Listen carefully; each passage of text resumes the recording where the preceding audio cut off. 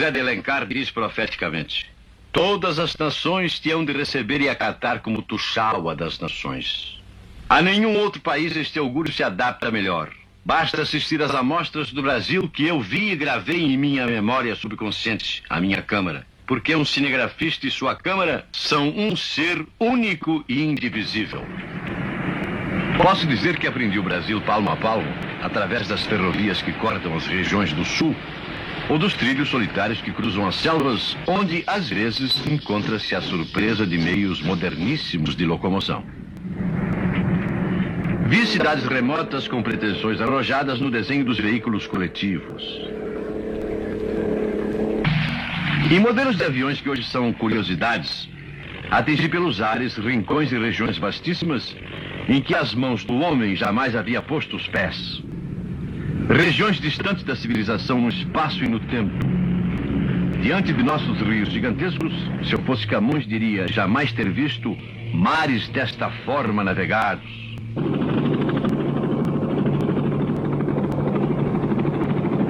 Muitas vezes precisei até dispensar o avião. O que observei em matéria de recursos de locomoção aquática me infundiu enorme respeito pela capacidade do brasileiro em subjugar a natureza poderosa que o cerca. O combustível é a paciência heróica. Bem, às vezes gasolina.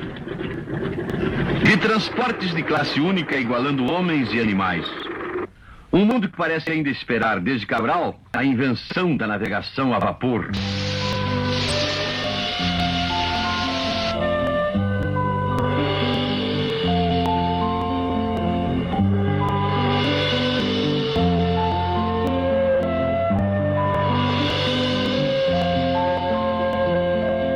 Para baixo, todo santo ajuda.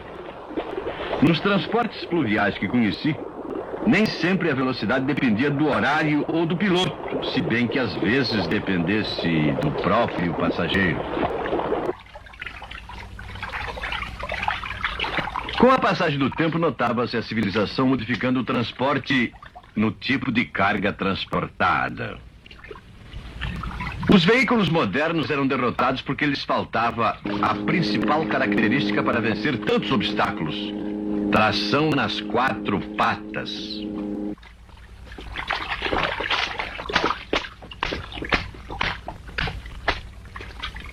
E quando um ou outro conseguia, havia subidas impossíveis, mesmo em primeira reforçada.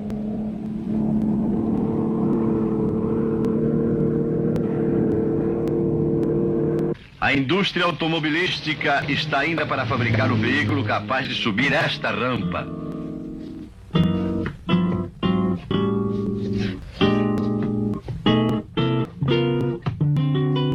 Só este veículo faz certas travessias sem enguiçar com um distribuidor molhado. Mas vamos do início.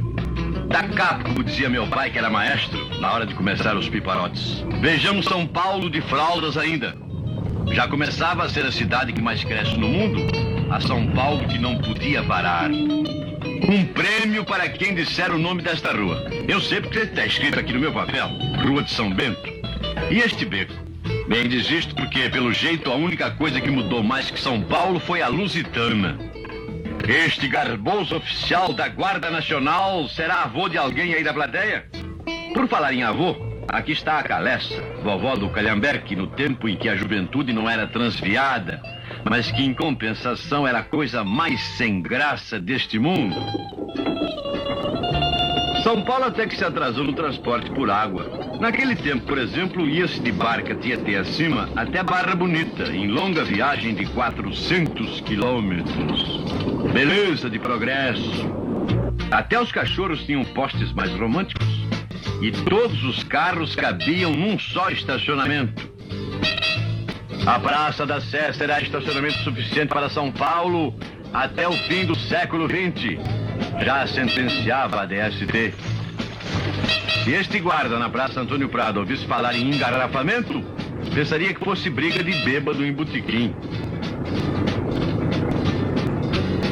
Eis o velho mercado municipal, que hoje TTT serve para natação. Um dia, no cinema de São Paulo antigo, assisti a um filme com o Rondon, o sertanista desbravador. Vi seu cinegrafista. Empolguei-me pela aventura e as dificuldades diante do desconhecido. O fogo transformava troncos de árvores em cascos de embarcação. Estas cenas, que me parecem mais dramáticas do que quando as assisti pela primeira vez, converteram-me num estudante apaixonado do Brasil. Em pleno século XX, Rondon via-se reduzido à precariedade e à lentidão dos primeiros conquistadores em sua penetração. As dificuldades que surgiam a cada momento proporcionavam cenas como estas, só imagináveis no tempo dos faraós. O homem se igualava à formiga na imensidão do interior selvagem do Brasil. Hoje, a Amazônia, que abrange o território de Rondônia, tem mais da metade da área total do país. Nesta área, cada 1000 quilômetros de penetração equivalem a um recuo de 1000 anos na direção da Idade da Pedra. Daqui a pouco a gente topa com o brucutu.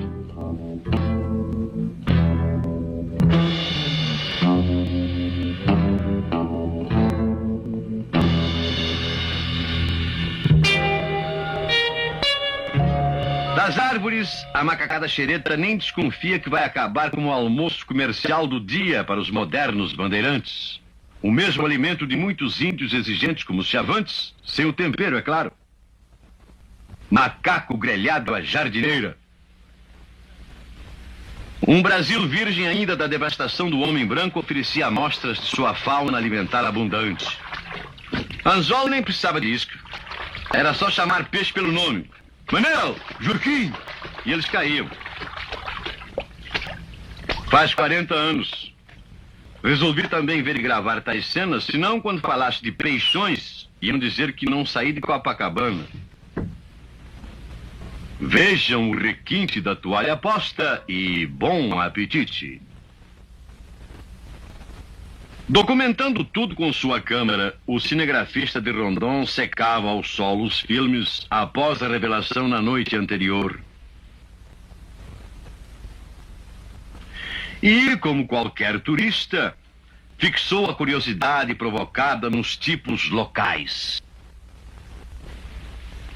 Enfim, o ponto culminante de emoção para toda a bandeira que se aprofunda Brasil adentro, mesmo em nossos dias: o contato com os índios. Como desde os tempos de Cabral, presentes e roupa neles. Pudor que só a civilização entende. A retribuição, como desde milênios antes de Cabral, é através da dança, no mais exótico iê-iê-iê de Butucudo. Quem já assistiu o Ballet Bolshoi de Moscou em teatro, na televisão, poderá notar a semelhança com que chavantes e moscovitas deslizam na busca de efeitos de conjunto. Curiosidades desta natureza foram o principal motivo que me levaram, daquele momento em diante, a montar em filme uma amostra de aula de geografia humana do Brasil. Pelo menos a estudantada pode não aprender do mesmo jeito, mas nunca se diverte tanto.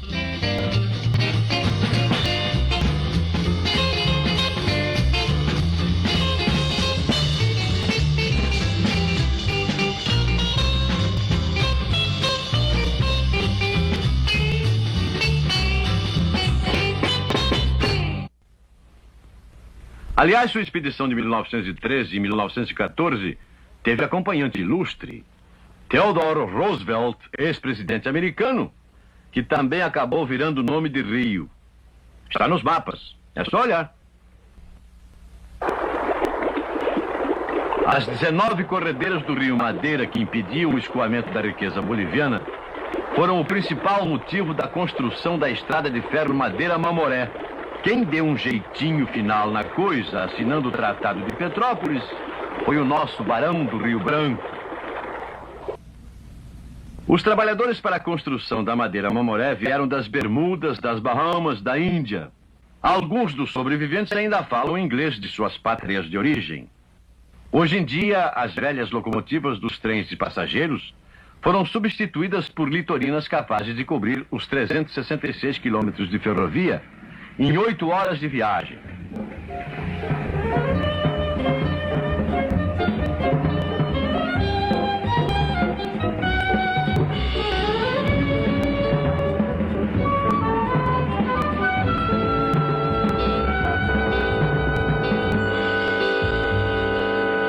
No quilômetro 276, a litorina para. Não é boi na lenha, não. São tartarugas nos trilhos. É um despacho habitual. O endereço do destinatário é escrito no casco, porque a tartaruga é o único bicho que já nasce envelopado.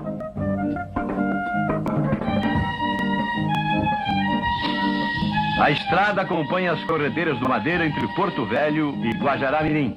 Foi o trecho que apresentou maiores dificuldades.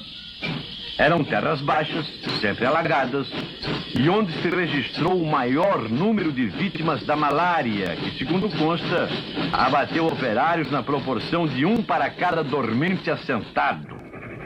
Esta é a mais extensa reta ferroviária do Brasil. Tem 65 quilômetros. A Madeira-Mamoré é conhecida como a Ferrovia do Diabo, não só pelas tragédias que envolvem a história de sua construção, como pelas regiões inóspitas que atravessa. Foi originalmente toda construída com material inglês. Até os dormentes vieram da Austrália. Também Rondônia, como toda a Amazônia, vive em função da maior bacia hidrográfica do mundo. Assim como se beneficia de tudo quanto os rios lhe dão, paga seu tributo sempre que eles o exigem, nas suas fases de inundações e enchentes. São pedaços pitorescos assim que compõem esta região gigantesca do nosso país. Uma área cuja densidade demográfica varia entre 1 habitante para cada 100 quilômetros quadrados até meio habitante por quilômetro quadrado. Este é o Brasil que precisa ser integrado a fim de poder acolher e assimilar massas humanas de outras partes do mundo antes de ser tomado de assalto pela eclosão populacional e a fome de outros países e continentes. Essa integração foi o trabalho que Rondon começou. Rio Branco, capital do estado do Acre, é um exemplo de disparate típico do Brasil. Seus edifícios públicos, suas ruas, seus prédios são todos de pedra e alvenaria. Acontece que estes materiais não existem lá, só chegam transportados de avião e continua sendo assim quando é preciso. As rotas aéreas são praticamente o único contato desses confins com a faixa costeira. A necessidade de acertar os relógios é consequência das vastas extensões do país, com diferença de 35 graus de longitude entre seus extremos.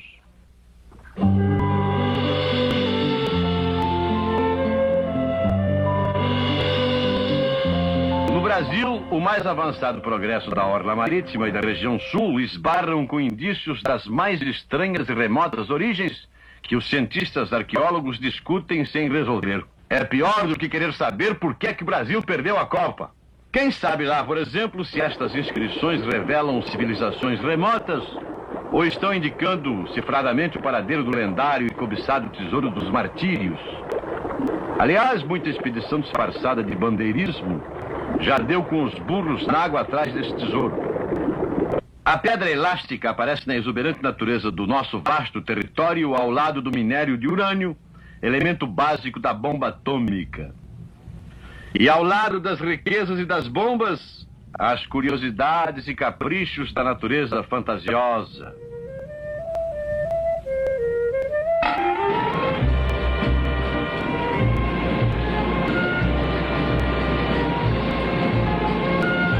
Onde não há riqueza ou capricho, há violência ou beleza que poderiam ser uma fabulosa caixinha de divisas trazidas pelos turistas boquiabertos do mundo inteiro.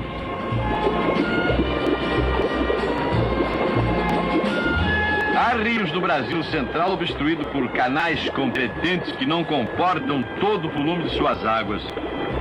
Aí eles se espraiam e voltam ao leito em estupendas cataratas através de dezenas de quilômetros. Este é um exemplo. O canal de São Simão, ladeado de centenas de cachoeiras impressionantes.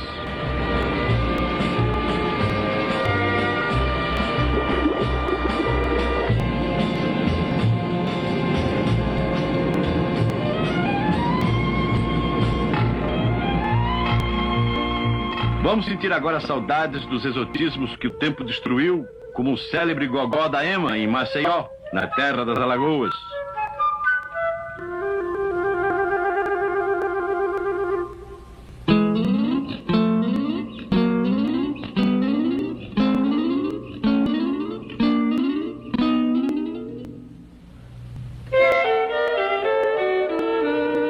Será que deste coqueiro solitário da praia de Itapuã, na Bahia, passamos a Nova York?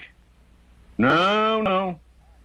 Esta estátua da liberdade está no nordeste litorâneo das Jangadas e de Iracema, reduto das páginas mais marcantes de nossa história, a do domínio holandês.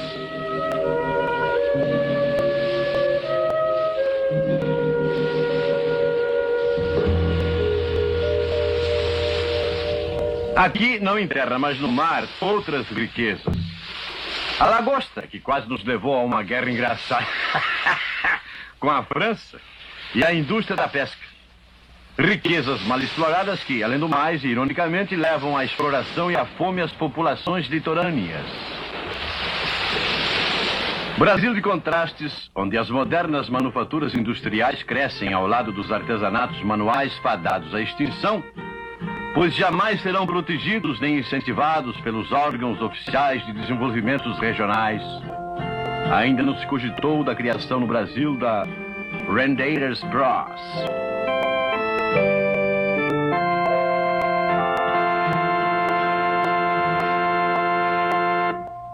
Numa cidade nordestina, a casa do João de Barros, não o pássaro, mas um cidadão que, sem chão seu, resolveu subir na vida por conta própria e quebrou o galho.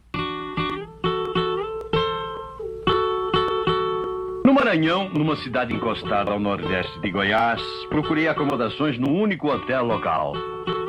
E observei a real inexistência de preconceitos raciais pelo interior do Brasil.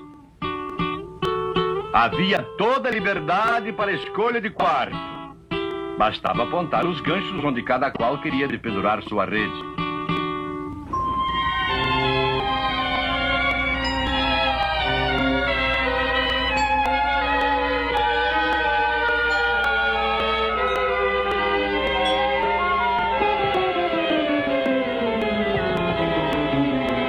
No norte, as tragédias são determinadas pela natureza agreste ou pela fome. No sul, ela vem com os engenhos civilizados. Durante uma festa aviatória, onde pilotos de acrobacia aérea demonstravam sua perícia e arrojo, eu e minha câmara testemunhamos um drama jamais antes mostrado na tela. O jovem piloto vai executar um looping a baixa altura, uma das mais difíceis proezas aeronáuticas. Vamos acompanhar sua tentativa.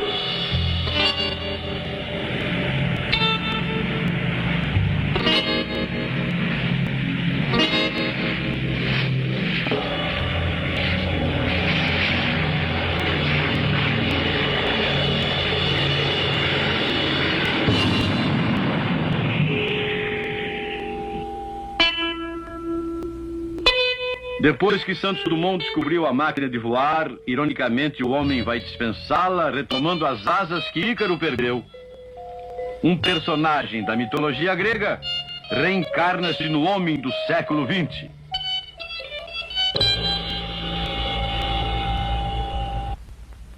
O ABC do Brasil começa no Amazonas. Foi por onde eu também comecei. O elemento água, rio, mar, chuvas, enchentes, domina toda a vida da região. Este armazém flutuante é típico exemplo. Não tem endereço certo e quem sair dali na água, cai na água. Chama-se regatão e atende às necessidades dos habitantes palafitas. Não é xingamento, não. Palafita é quem vive assim sobre pilastras de troncos de árvores, única proteção contra a subida periódica do nível das águas, que transformam a região em gigantesco igapó. Da água, as povoações ribeirinhas pescam em covos com resultados surpreendentes e usam linha para peixes de maior porte.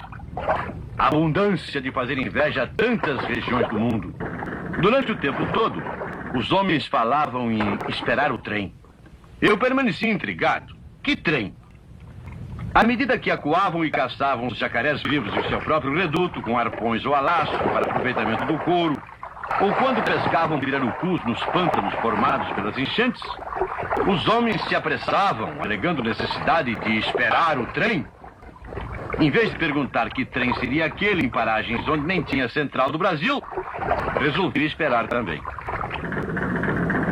Até em barcos a motor, eles acorriam em busca do trem. Eu esperava o apito a qualquer momento. Os igarapés eram intensamente transitados por embarcações as mais diversas que traziam mercadoria de todo gênero para o trem, desde juta até tartarugas.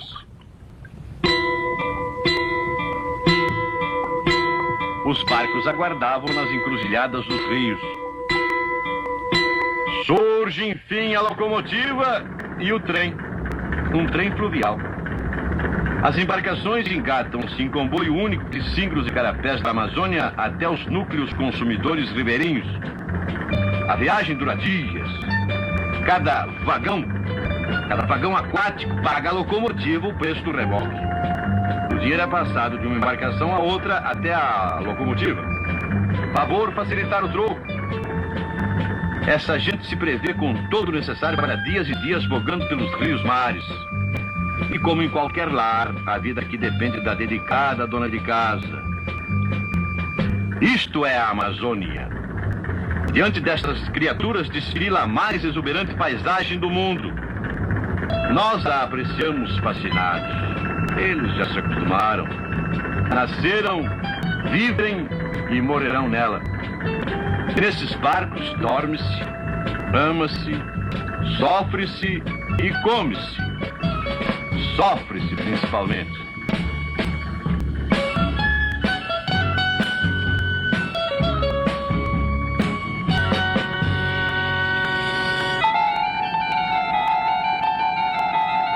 As embarcações rodopiam no turvelinho formado pelo encontro das águas dos rios Negro e Solimões, sempre aguardando a passagem do trem. Perdê-lo é adiar a viagem e arriscar prejuízos e fome. Manaus, finalmente, objetivo da longa viagem. O cais da cidade que já foi a capital econômica do Brasil. A carga se diverte. As tartarugas parecem pressentir o fim da viagem e, para elas, o fim da vida também. Cada qual é identificada no casco com o nome do dono.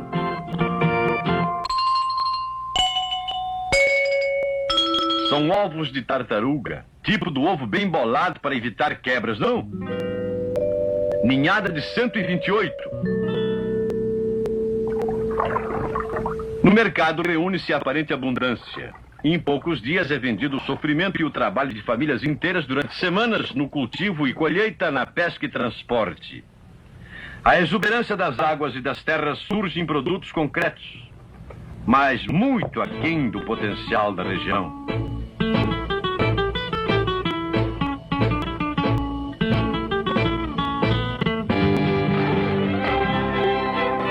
Paraíso dos Caçadores, o norte do Mato Grosso, acima do paralelo 16, é um dos mais abundantes produtores de caça, devido à diversidade de vegetação e abundância de água doce e de salinas, porque esta região já foi fundo de mar. Os únicos animais que se mantêm tranquilos com o ronco dos antigos junkers. Os bois que, em carros tradicionais, conduziam passageiros para embarque.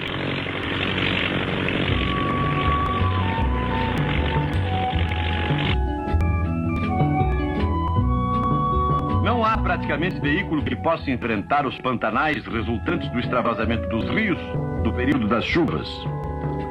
A Amazônia, Mato Grosso inclusive, vive em ciclos alternados, entre chuvas e enchentes e secas implacáveis.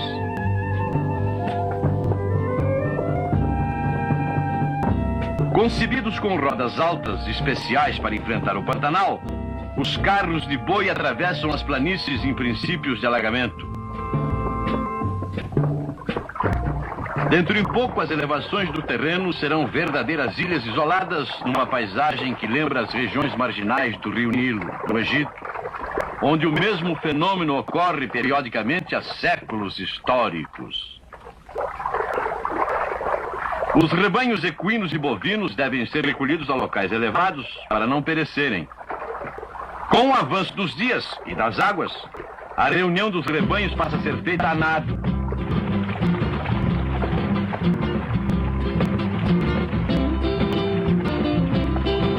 Apesar das enchentes e das inundações, a época das águas é o trecho bem fazejo do ano, em que são feitos os provimentos para a seca.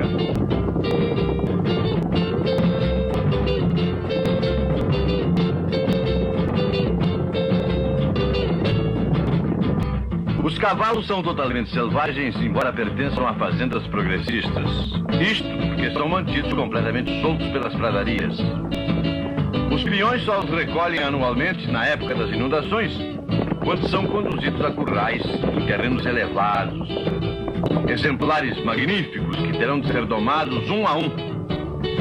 Entre os pioneiros da colonização da região, há os que antecipam para o norte de Mato Grosso o papel de maior centro mundial de pecuária, que é no estado a principal economia. Os cowboys de Hollywood ficariam humilhados aqui. Os peões executam com destreza um trabalho que nós da cidade consideramos espetacular. Numa região rebelde como esta, tudo é rebelde à domesticação. Laçar e montar, corcoviar e cair, montar outra vez. Não há montaria que não desista diante da pertinácia dos vaqueiros matogrossenses. Às vezes, a título de curiosidade, o bicho é boi. Cada potro selvagem é como Aécio, dá o máximo. Às vezes o cavalo vence um ou outro round, mas acaba aceitando a montaria do homem e passa a ser inseparável do homem. Após domados, a cavalhada bravia é instrumento do homem para domínio e a condução das reses em boiadas, em manadas, em rebanhos.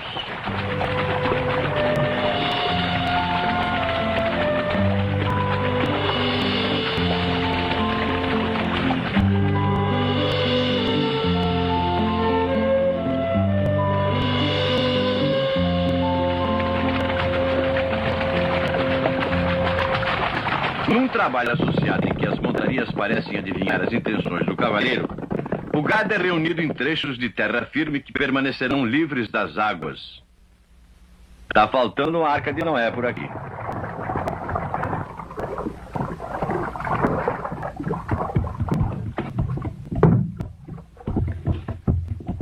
Como tudo no Mato Grosso em época de enchente, os currais também são flutuantes. Está vendo? Foi só falar em Arca de Noé e quase me atenderam. Será milagre?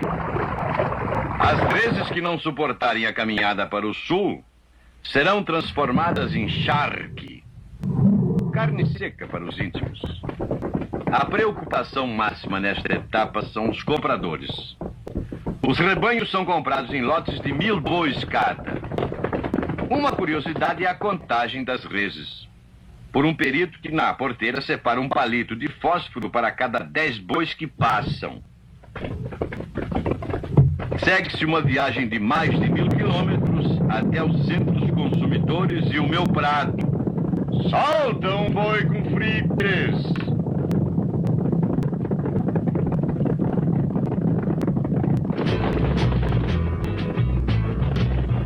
Depois de tanto trabalho de arrebanhar, cuidar, separar e domar, o Pantanal assiste a um período festivo em que se comemora toda aquela faina. Os fazendeiros e cavaleiros de toda a região acorrem para confraternizar e juntos esquecer a trabalheira. Que fazem então? Para variar, organizam desfiles de animais de raça, competições e rodeios. Montam, domam potros bravios e, vestidos a caráter e a título de festa, repetem exatamente aquilo que praticam o ano inteiro. Corcoveiam, caem, montam de novo, divertem-se como verdadeiros cowboys matogrossenses, carregando pedra para descansar. O encerramento dos festejos é vigoroso e adequado a homens cuja vida está permanentemente ligada a uma intensa atividade física. Após o período das inundações, chega a seca inclemente, alterando por completo todo o sistema de vida. A água onde antes todos nadavam ou atolavam precisa ser agora retirada do subsolo artificialmente. As necessidades diárias determinam as quantidades de água a serem bombeadas para a família e os animais domésticos. O leite permanece abundante para todas as criaturas. Alguns animais domésticos, como este gatinho, até aprendem a manejar a mamadeira sem ajuda alheia. Naqueles confins é às vezes difícil estabelecer linha divisória entre o que é selvagem e o que é doméstico. Dois chifrudos não se beijam. Expoente da fauna exótica, o tamanduá, comedor de formigas, oferece um abraço de amigo urso ou amigo da onça. E é preciso ser cobra um bocado para lidar com sucuri como quem quer enfiar linha na agulha.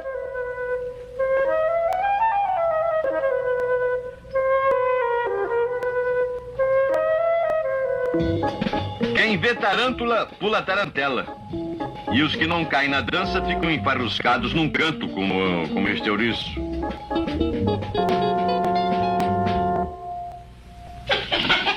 Como em qualquer chácara de São Paulo, as galinhas continuam a recolher-se cedo com as galinhas, ao primeiro sinal do crepúsculo. A ema também é recolhida com as galinhas. Tamanho não é documento de maioridade.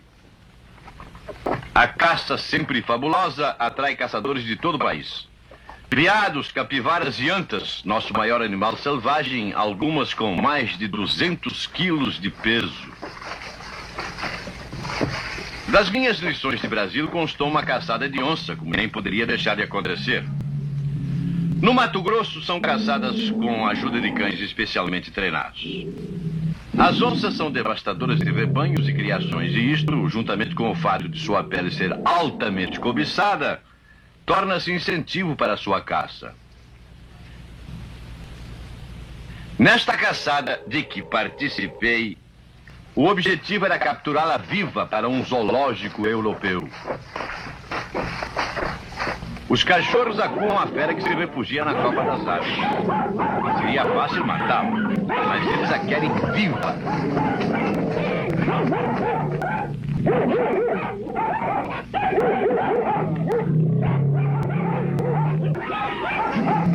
Os cães acuam sempre, mas de longe. A finalidade é cansá-la. Ela se faz respeitar. Como recurso extremo, ela foge buscando o rio e nadando com destreza, no que é imitada pelos perseguidores.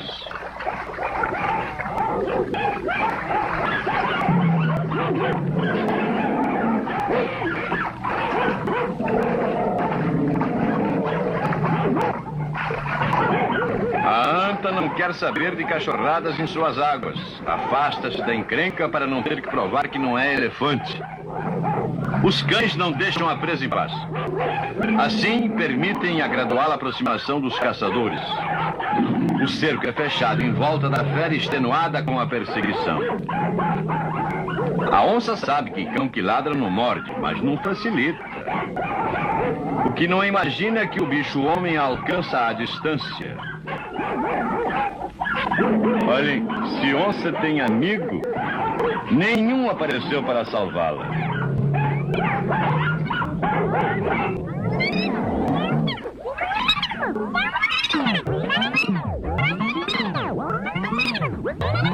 Manifestantes para a reportagem emitiu comentários um tanto ofensivos que a censura não permitiu reproduzir. Ouvi dizer que no sertão cidades nasciam da noite para o dia e desapareciam da mesma maneira. Quando me trouxeram aqui, onde tanta gente se apinhava, imaginei tratar-se de algum santo milagreiro. Só isto, a meu ver, além de Roberto Carlos ou Pelé, explicaria tais aglomerações com hospedagem até em grutas e casas improvisadas. Cabeludo e nesta idade? Será o santo? Mas o milagre para tal ajuntamento era de outro tipo. Tratava-se de garimpo. Cada alarme de descoberta cria um povoado num abrir e fechar de olhos. No garimpo, só 3 pessoas ganham na certa: o dono da água, o fornecedor de comida e o comprador de diamantes. O garimpeiro mais pobre contenta-se com bateias de cascalho de aluvião. O diamante mais pesado vai para o centro e para o fundo com o movimento rotativo. Uma bateiada de sorte pode significar independência econômica para toda a vida. E aqui, por enquanto, eles não pagam imposto. Os garimpeiros mais prósperos já procuram os leitos dos rios munidos de escafandros, na esperança de encontrar os diamantes dos buracos das rochas do fundo, onde são encaminhados pela força centrífuga gerada pelos redemoinhos de água.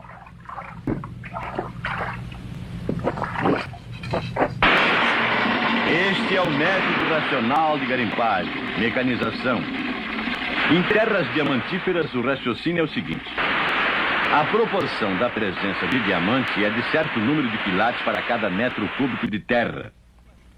Desbastando a encosta com fortes jatos d'água, canalizando a lama diamantífera, peneirando mecanicamente e centrifugando o restante, tudo sai conforme os cálculos. Tantos metros cúbicos de terra diamantífera dão outros tantos quilates de diamantes. O valor do diamante cresce numa proporção geométrica.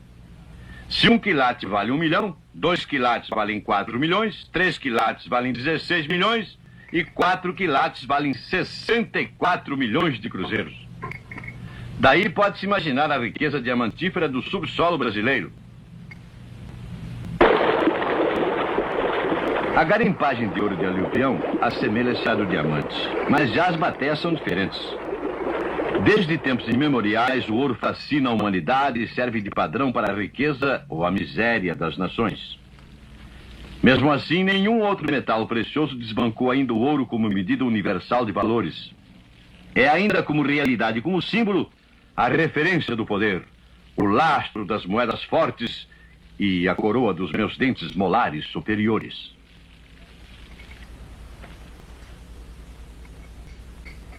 Garimpos de cristal. As escavações escalonadas em plataformas ascendentes e sugerindo formato de pirâmide lembram cenas milenares ligadas à construção das pirâmides ou dos jardins suspensos da Babilônia.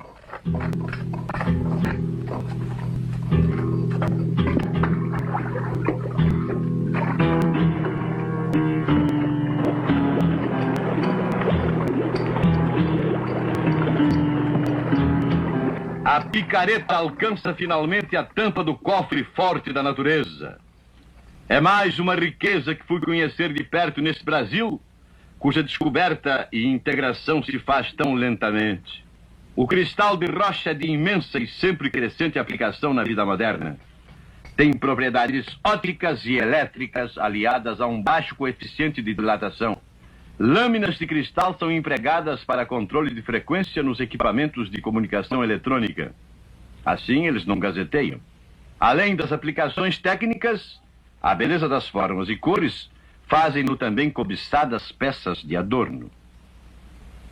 Mica em Minas Gerais. Outro potencial econômico pobremente explorado. A mica é procurada por múltiplas qualidades, principalmente as isolantes e as resistentes ao calor. Apresenta-se na natureza em blocos denominados livros. Parece aquele doce mil folhas. Quem tem janela de mica não atira pedra na mica da vizinha mica.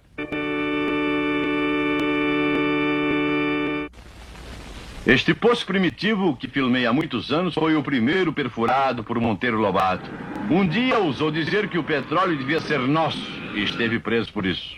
Provocou e escreveu O Escândalo do Petróleo. Hoje, em Lobato, na Bahia, os poços de petróleo são perfurados até no mar e a Petrobras é uma realidade. Os próprios trustes internacionais do petróleo acabaram reconhecendo como certa a política econômica brasileira de atribuir à nação a exploração exclusiva do subsolo. Pois mesmo nos Estados Unidos, onde o ouro negro é propriedade privada, enfrenta-se o perigo de breve escassez do produto devido à exploração desenfreada. Todo mundo já ouviu falar de Brazil Nut. É o jeito inglês dos analfabetos em português chamarem a castanha do Pará. Fui vê-la de perto em minhas andanças. A zona é a do Rio Vermelho, afluente da margem esquerda do Tocantins. Somente por via fluvial pode-se chegar aos castanhais incrustados no seio da selva amazônica. Da mesma forma, o escoamento das castanhas segue caminho idêntico, mas a favor da corrente, rio abaixo. Nas margens do Rio Vermelho, a principal vegetação é de bolsas para senhoras chiques. A colheita dessas bolsas é um pouco difícil porque ainda não tiraram os dentes e ainda não colocaram alças. São de couro legítimo marca Jacaré, à prova de bala. Mas acabam caçadas, o que prova a crueldade feminina. Para possuí-las, elas acabam arrancando também o couro dos homens. A região dos castanheiros é hostil e cerrada. A castanha do Pará é um produto exclusivo do noroeste da América do Sul, principalmente Brasil. O local da primeira parada para a pernoite aproxima-se.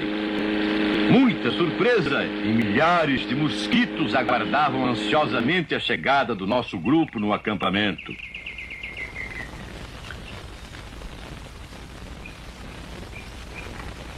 Observei uma prática estranha.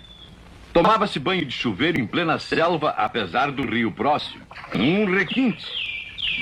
O chuveiro era improvisado ao ar livre e a água tirada por cima.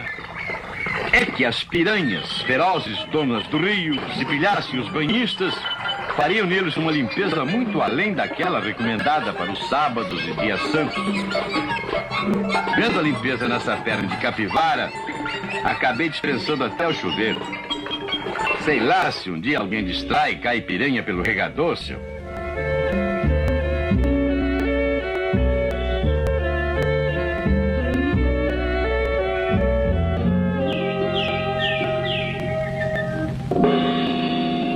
Tá aí uma coisa que eu pago para não ser mordido. Por piranha e caloteiro. A primeira vez que observei os trabalhadores dos castanhais, pensei que derrubassem as castanhas a tiro. Todos tinham espingardas. Depois me explicaram que era defesa contra os índios. Os cães serviam para avisar o pessoal da proximidade de silvícolas hostis e agressivos. Havia outro risco que aqueles homens enfrentavam diariamente no trabalho. Os castanheiros são altíssimos e os cocos caem a cada instante. Os que aguentam a cabeçada são convocados imediatamente para a seleção da CBD. Aí, parece catadores de papel, mas seu papel é catar cocos com castanhas. Para evitar sobrecarga inútil, o coco bruto é partido para dele se retirar as castanhas do Pará, também protegidas por cascas duríssimas. Mais fácil comer banana, não é?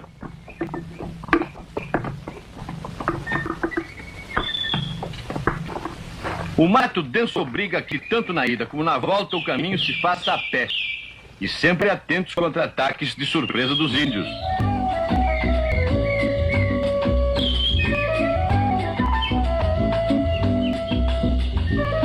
Na sede, as cestas são despejadas para classificação e pesagem.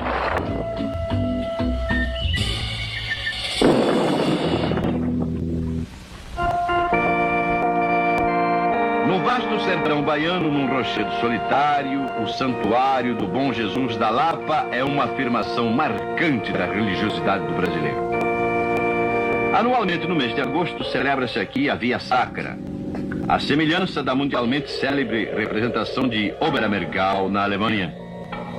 Milhares de fiéis de todo o Nordeste acorrem a este local. É a festa máxima para os romeiros do sertão baiano.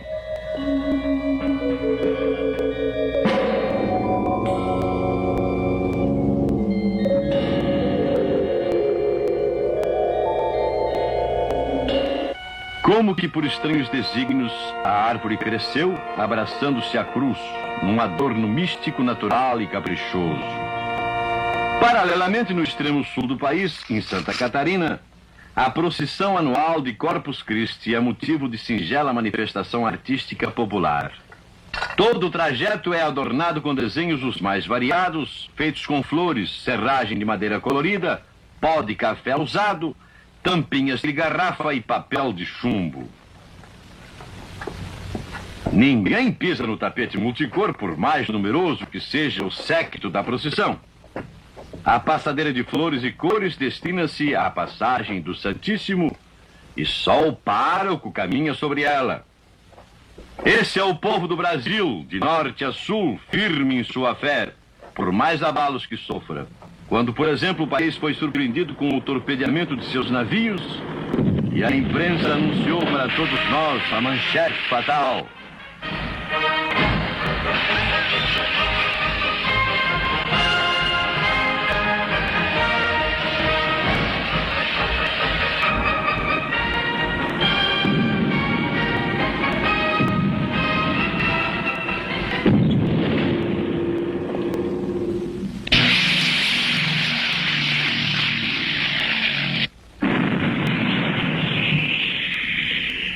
Também nos acontecimentos históricos aprende-se a conhecer uma nação em marcha. O entusiasmo do desfile no Rio transmudou-se em ímpeto de coragem na Itália.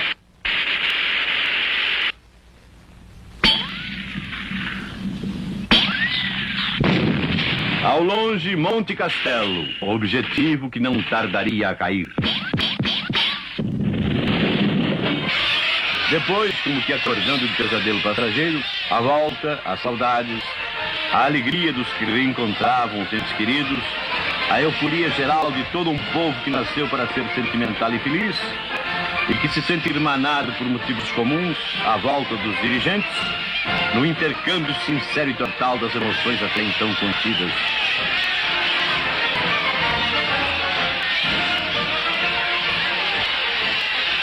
Mas veremos que nem todos os heróis foram celebrados.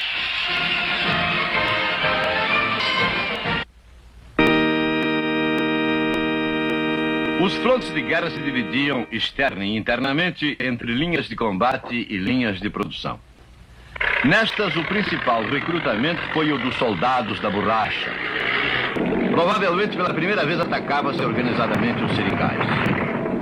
Outrora o Brasil detinha o monopólio natural do látex, até que o contrabando da semente das seringueiras para as Índias Orientais estabeleceu novas fontes de produção com a qual nossos métodos rústicos não puderam competir.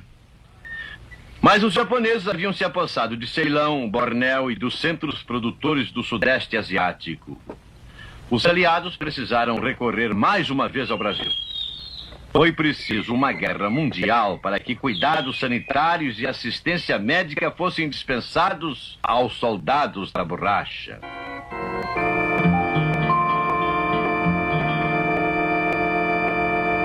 A colheita do látex é lenta. Cada seringueiro identifica e espeta sua caneca nas árvores que encontra em sua jornada de trabalho. No caminho de volta, recolhe o conteúdo. Entre ida e volta, passa-se o dia. Pingo a pingo, a caneca enche-se. A guerra exigia 100.000 toneladas. Só milagre resolveria o problema. Estes métodos rudimentares de tratamento e defumação do látex por meio de coquinhos levaram à derrocada a produção de borracha silvestre do Brasil, enquanto na Ásia os ingleses desenvolviam sistemas modernos de plantio e cultivo, solicitados principalmente pelo grande surto da indústria automobilística mundial. Tal e qual na Copa do Mundo de 66. Desculpem a ideia fixa. Na fiscalização, as pelas de borracha tinham até de ser cortadas ao meio. Às vezes vinham recheadas de pedras para enganar no peso. Os 2 melhores tipos de borracha produzidos são originários do Amazonas. Um deles, e o melhor, é o Hevia brasiliensis, facilmente coagulado por meio de ácido.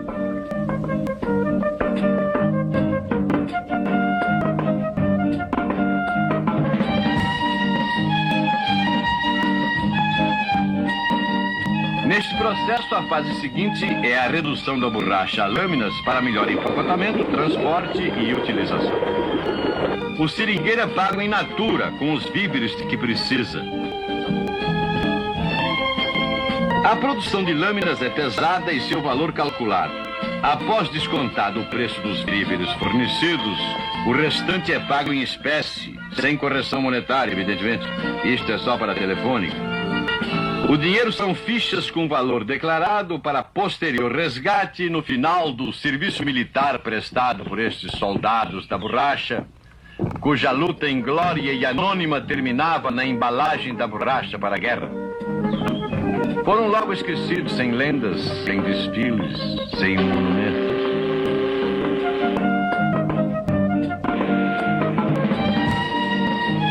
No período áureo da borracha, de princípios do século até cerca de 1910, toda a produção amazonense de borracha convergia para Manaus, cujas calçadas estas guardiãs de limpeza pública varrem.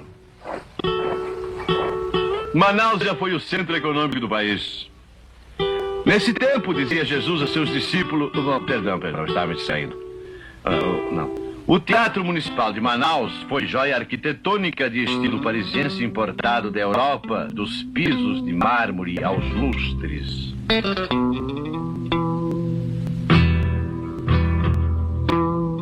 Nele, Carlos Gomes, Tetrazzini, Sara Bernard, Titarufo, Chaliapin, vedetões importados e da prata da casa conquistaram muita saúde.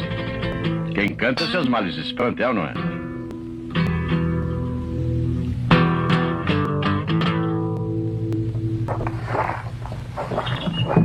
O anúncio da loteria diz que seu dia chegará. O meu também chegou. Não da sorte grande, mas o dia de entrar em contato com os índios, no estilo do Dr. Rondon.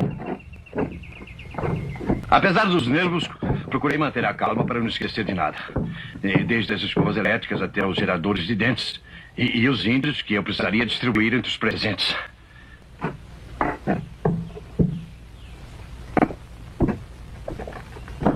Ao embarcar nos momentos que antecederam a partida, aos primeiros roncos do avião e logo que alcançamos altitude, à medida que o chão se afastava sob os nossos pés, vinham à minha mente coisas e nomes de um Brasil para mim apenas lendário até aqueles momentos.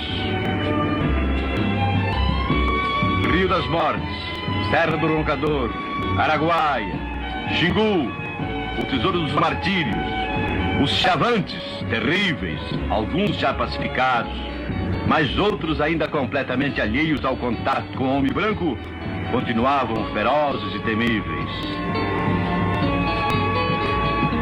Nestas paragens não se diz onde há fumaça há fogo. Diz-se onde há fumaça há fogo e chavante. E chavante é fogo. De fato, assim caçam esses índios acuando animais do seio da mata por meio do fogo. Vivem exclusivamente da caça. Não pescam, não plantam, não nadam, não navegam. Esgotam a caça existente em cada local e depois imigram. Observamos uma aldeia de chavantes. Seu traçado lembra o plano piloto de Brasília. A extensa área limpa que vocês veem ao centro não é pista de aterragem de aviões, não. É pista para a gafieira deles nos dias festivos. Baixamos o voo suficiente para observar de mais perto outra taba de chavantes. Esta nunca foi visitada pelos brancos. Entre visões de selvageria e de beleza, como esta cachoeira despencando, um anfiteatro em pleno inferno verde, prosseguimos voo sobre florestas virgens infindáveis. Nosso objetivo: os índios calapalos, no meio dos quais iria conviver durante longos meses. Seria necessária longa permanência para se poder observar devidamente seus modos de vida.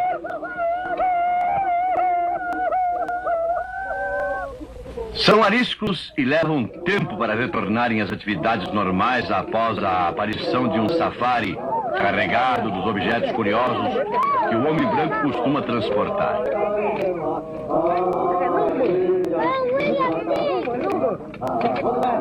Os calapalos não são estranhos aos civilizados. Têm sido visitados, principalmente desde que dentre eles surgiu Diacuí, a silvícola cujo romance com o branco Aires da Cunha polarizou a atenção pública há vários anos atrás.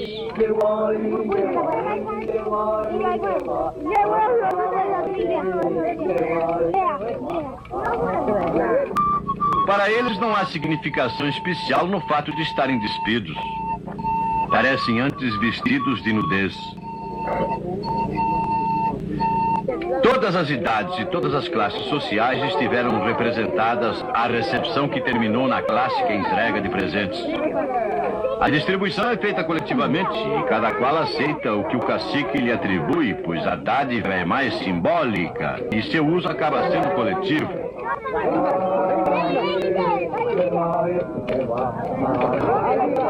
Este observa calado, mas pensa e acerta. Gente branca não pode ver ninguém feliz e já vem com essa mania de vestir todo mundo. Falou em joia, falou em mulher, está falado, pensou certamente este cidadão lacônico. Todo o preparativo de ornamentação começa com banho e termina com pintura de óleo de piqui. Nos cabelos, a faixa da moda. Somos acolhidos oficialmente em traje de rigor, rigorosamente nus. Para o charuto da paz, feito com ervas narcotizantes. Lá pode, não tem bobagem de polícia.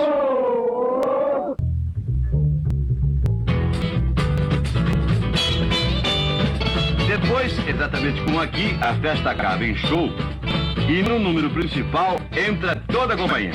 Tudo em nossa homenagem, inclusive mulheres e crianças. Nem parecem estrangeiros, não é? Fica a nossa sugestão à jovem guarda. Adaptar para o iê-iê-iê o movimento de vai e vem e inventar a dança dos calavalos. Tudo é Brasil.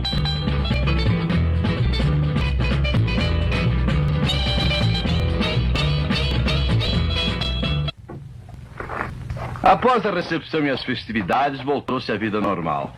E na vida normal de qualquer população está a construção da moradia. Entre índios que lidam com fibras, varas e paus, não há mestre pedreiro nem meia colher. Há o mestre varapau e o aprendiz a meio pau. Não usam prego porque ainda não inventaram um martelo por lá.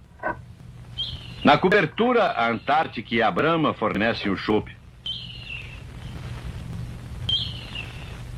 E a vida cotidiana prossegue, tão prosaica em seus afazeres como a nossa vida nas cidades civilizadas, com a diferença que lá não existe reconhecimento de firma, e se o trabalho doméstico é desempenhado pelas mulheres, são os homens que confeccionam adornos e enfeites. Aqui a única piada de papagaio é papagaio transformado em chapéu, principalmente quando o papagaio é arara. Há, porém, um trabalho que os homens se reservam desde meninos. O fabrico das flechas, desde as pontas até a colocação das penas que mantém sua direção de tiro. Outro trabalho que é mais um esporte é o exercício diário de pontaria, em que são exímios. Do esporte passam a algo mais prático. Abastecimento para alimentação. Agora o alvo é menor e mais arisco. O que nos parece verdadeira façanha é para eles rotina diária.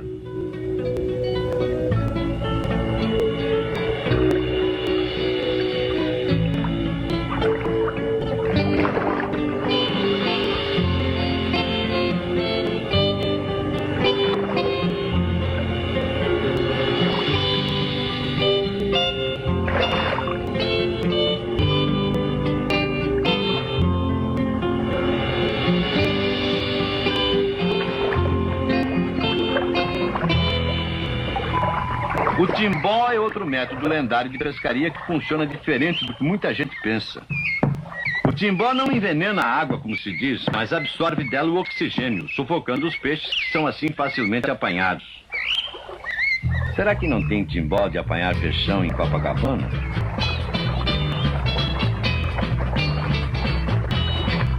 Peixe é com os homens e mandioca é com as mulheres e meninas que aprendem a transformá-la desde cedo em alimento, porque é venenosa.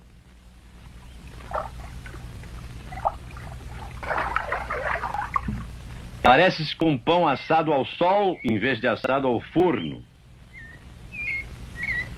E como vivem de pesca, preferem peixe quente em vez de cachorro quente.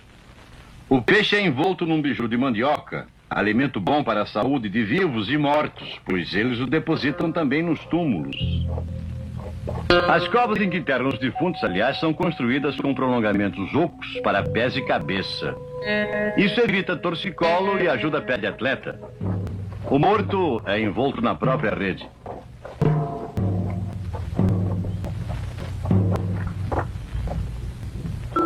Os enlutados aguardam o falecido à beira do sepulcro para o bota fora, ou melhor, o bota dentro.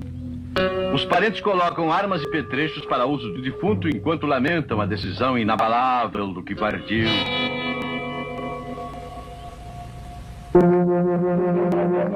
Mas a vida continua, e se a população indígena está se extinguindo, não é por falta de esforço. O exemplo está aqui nesta serenata de flautas para 4 mãos, em que as noivas da tribo são galanteadas pelos pretendentes. Eles insistem até que elas desistam de resistir.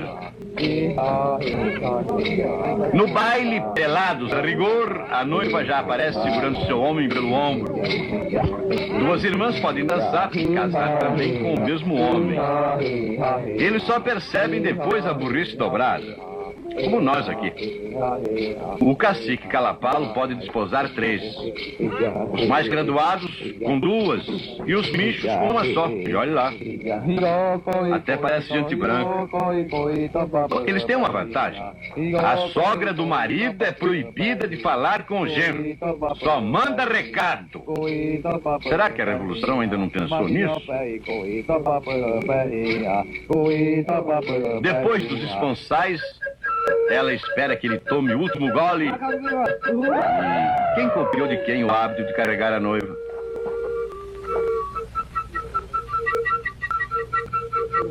Os tocadores de gaita aguardam a entrada do casal para a noite de núpcias, que às vezes é de dia mesmo.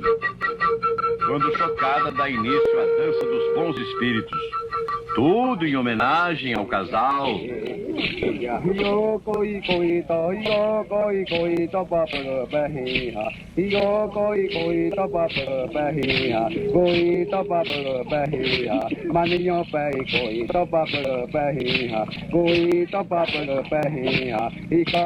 A única coisa que ainda não bolaram foi a rede de casal.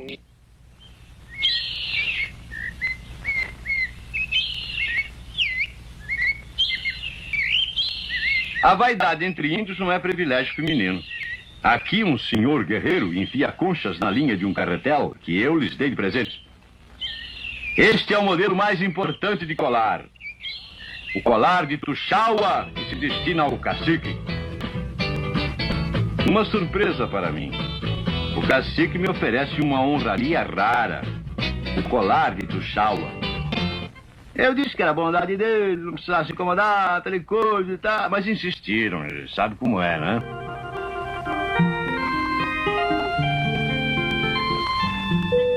A hora da despedida dos Calapalos aproximava-se.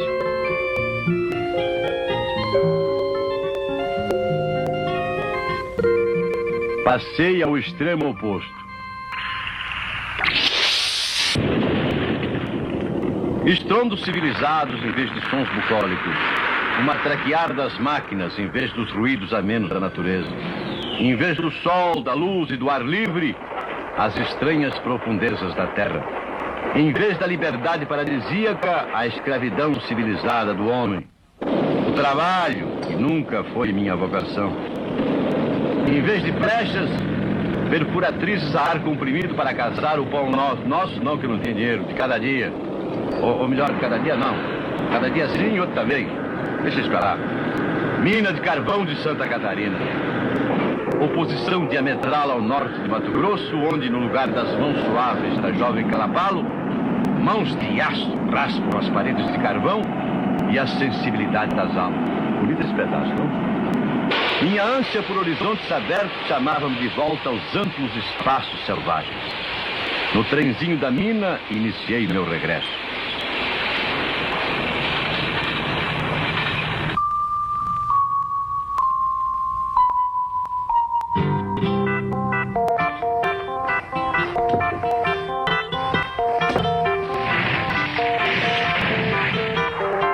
Posso dizer que no sertão ou nas cidades assisti ao nascimento do Brasil, século XX e seu crescimento. Assisti ao aparecimento da máquina e à luta do homem, desbravando e edificando.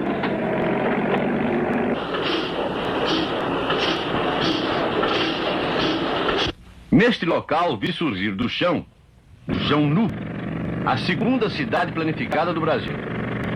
A primeira foi Belo Horizonte. Esta aqui foi idealizada inteiramente por engenheiros urbanistas. O prédio ao fundo é o Palácio das Esmeraldas. Já manjaram que se trata de Goiânia, claro. Documentei este crescimento de segundos durante 30 anos seguidos. Ei-la hoje. Centro urbano de uma região predestinada a ser o celeiro do mundo.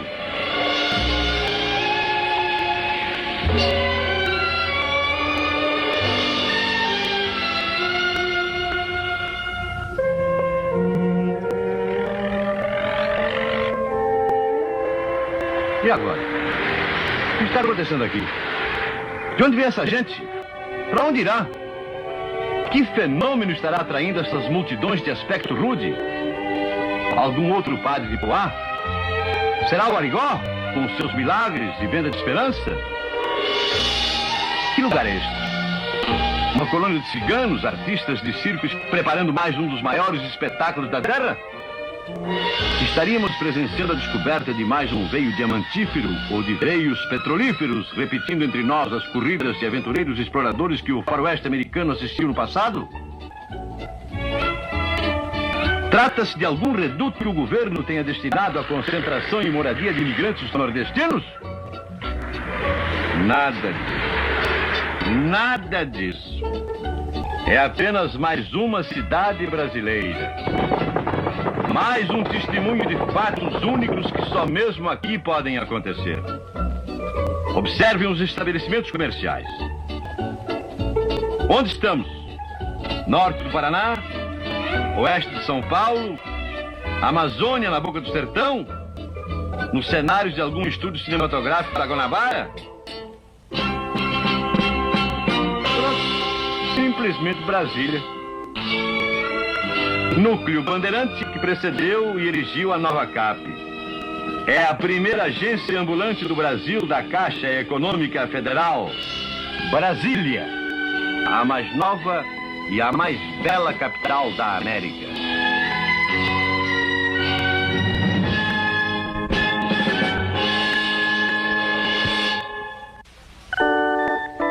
E agora, a partir de Brasília, uma rápida recapitulação colorida do Brasil para os de cabeça mais dura de aprender. Reavaliar desde Manaus, capital do Amazonas, a maravilha cromática deste mundo que Deus nos deu. As cores vão diminuir um pouco, muita miséria e muito subdesenvolvimento. E vamos nos extasiar com as exuberâncias da natureza, desde as águas do Rio Negro que nos conduzem ao Roraima, até as migrações dos pássaros que nos levam ao infinito. Passamos do azul dos céus ao azul das águas selvagens. Só falta aqui o azul de metilene. Como diz o Sérgio Porto, vai ser azul lá no... Não, deixa pra lá.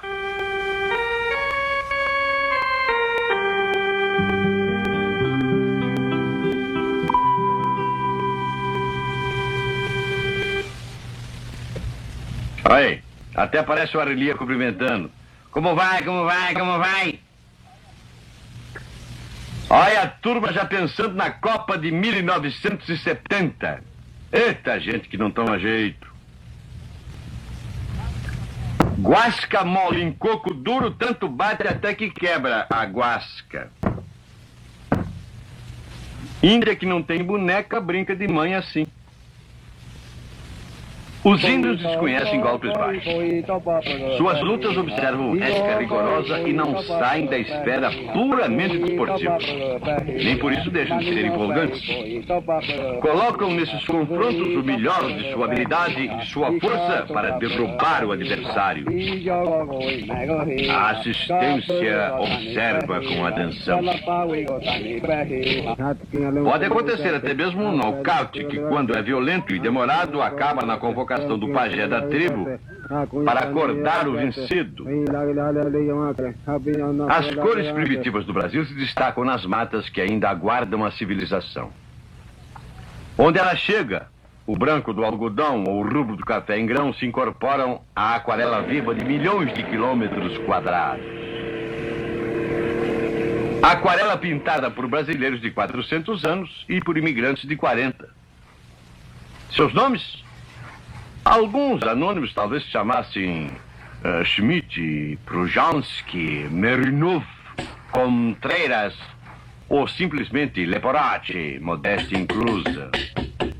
Outros conseguiram certa propaganda e acabaram sendo conhecidos como Portinari. Quem leu Euclides da Cunha tem uma noção mais ou menos aproximada do que seja a vastidão do Brasil, só de sentir quantos climas e paisagens diversas nós temos aqui ao mesmo tempo.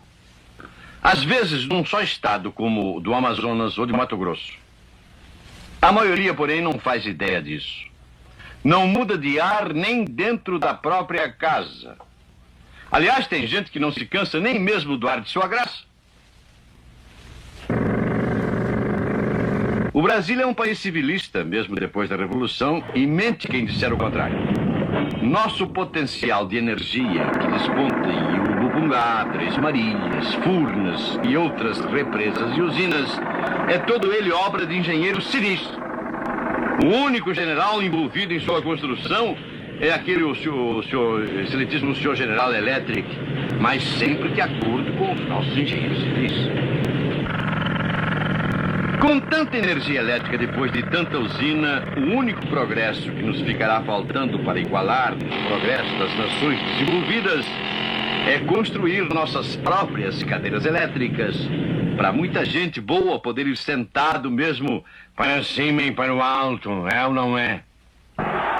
E bola pra frente, pessoal, que se o tri nós perdemos, o bi já é nosso. Mas a São Silvestre sempre deixa a prata da casa na rabeira. E este aqui está competindo ou fugindo do trânsito porque mudaram a mão da rua na hora de ele atravessar. No fim de cada São Silvestre, os atletas brasileiros formam um bloco devagar e sempre e apelam para o confete. Se não fosse o carnaval, que seria da quaresma, não é? Acontece que o Brasil, infelizmente, está apenas em segundo lugar no coração do brasileiro. Em primeiro, vem a brasileira. Aliás, eu concordo. Cá entre nós e o povo, se não tivesse por aqui a abundância em brasileira, eu emigrava para a Bahia. E comigo toda essa indústria de beleza que só existe para embrulhar em cores e beleza essa coisa louca que é a brasileira em geral e as que dão bola pra gente em particular.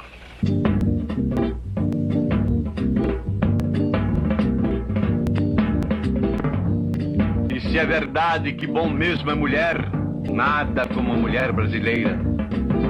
Vamos nos recordar de Ieda Maria Vargas para um consolo justo em que nós tivemos que enfiar a fiola no saco depois de querer avalanche e sair tosquiados. Não tem importância. Foi o ano da caça.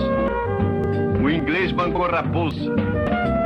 A gente acerta ele em 70 de um jeito que eu só quero ver se ele 60 mais. E vamos pensar em nossas misses, que quem foi rainha sempre tem majestade. A tela precisa crescer para o Brasil caber melhor dentro dela. Agora já tem navio, porta-avião, Maracanã, Palácio do Morumbi, nota de 10 mil, cruzeiro forte.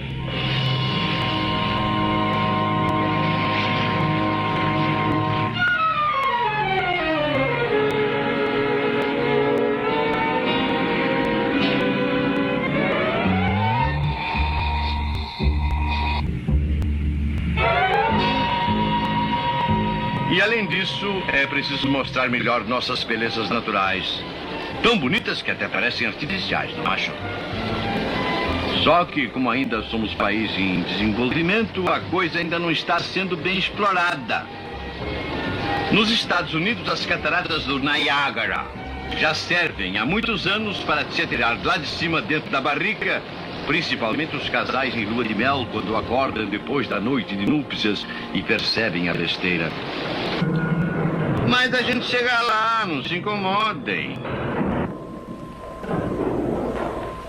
E enquanto o divórcio não vem, o remédio de gaúcho é galopar pelos pampas. Que sorte a deles. Já pensaram a tragédia se paulista desce na veneta de galopar também? Luxo desse só pra sócio do Jockey Club ou pra gripe galopante.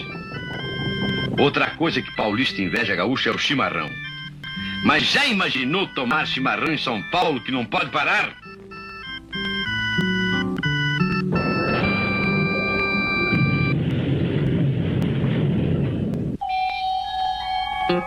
Vila Velha, sem comentário.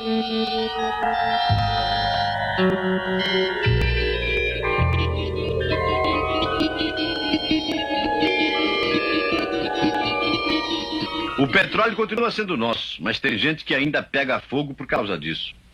E mesmo sendo nosso, o petróleo continua na Bahia.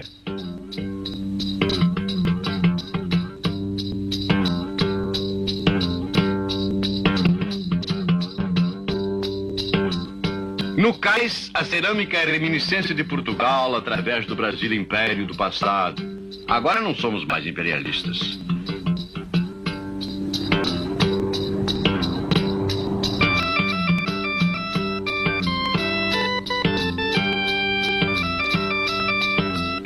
...365 igrejas. A Bahia tem lembranças da áurea época do ouro pronobis.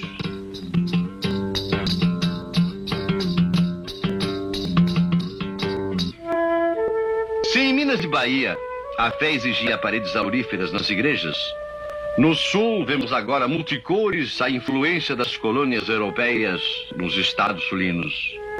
As passadeiras multicores, que atualmente é hábito, já alastrado inclusive pelo interior paulista. País de contrastes, onde a fé e as forjas se misturam. É a busca do futuro por uma nação que não quer se desligar do passado, isto é, da mamadeira. E quem foi que disse que o automóvel acabou com as montarias? A vantagem desta é que lavagem não precisa incluir motor.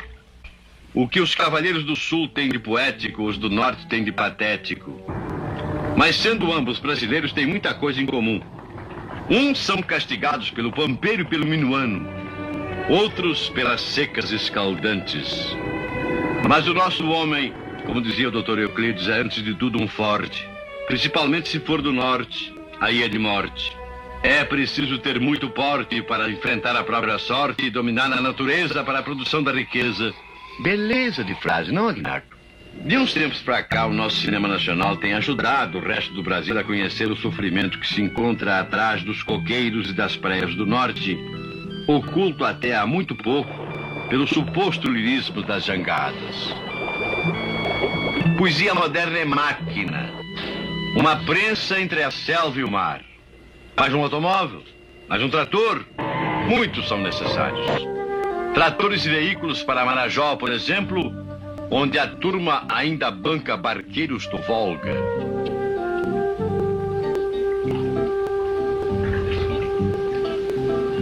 Peraí, vendo esse camaleão fruta-cor, a gente tem a impressão de pré-história. De repente ouve um barulho, olha pra cima e é avião a jato atravessando a selva, botando a gente em contato com o século XX. Aliás, quase 21, e eu ainda quero estar lá. 90 anos, velho. O que há? Não tenho pressa. Olhem só a fortuna de calçados e bolsas nas costas desses carregadores. Eu admiro o baiano porque lá dá toda essa trabalheira para fazer uma batida de coco. Mas eles não desistem. O maior contraste do Brasil, Brasília. A arquitetura do futuro numa cidade construída em passe de mágica para atacar o Brasil pela retaguarda. O maior marco da integração nacional que o Dr. Rondon começou. E tudo isso para chegar em 66 e perder o trio. Eita ideia fixa. A velha Cap preferiu o título de Bela Cap, capital da beleza. Também qualquer velha preferiria a mesma coisa. Continua dividindo com Brasília as honras de centro político e turístico do Brasil. Principal produto de exportação do Brasil. Carnaval, depois que o futebol sofreu baixa no mercado. E a ideia continua, tá aí, a ideia tá aí. A turma sua e dança na corda bamba o ano inteiro, para gastar tudo em 3 dias, suando e dançando no asfalto.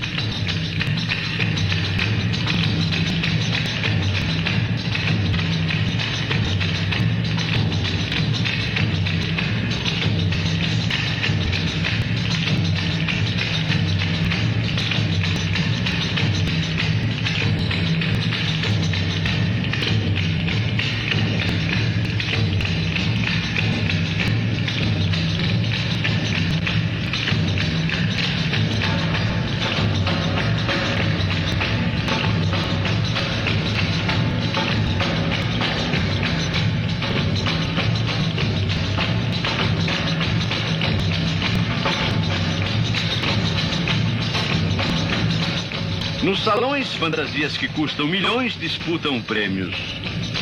Nas ruas, milhões sem dinheiro disputam um lugar para enxergar a passagem do sonho.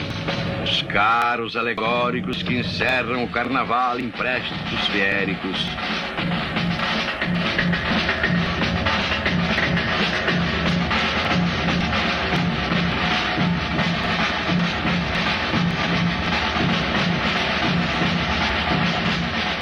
Se o Rio tem beleza sob qualquer ângulo, em qualquer recanto, é preciso subir para admirar São Paulo.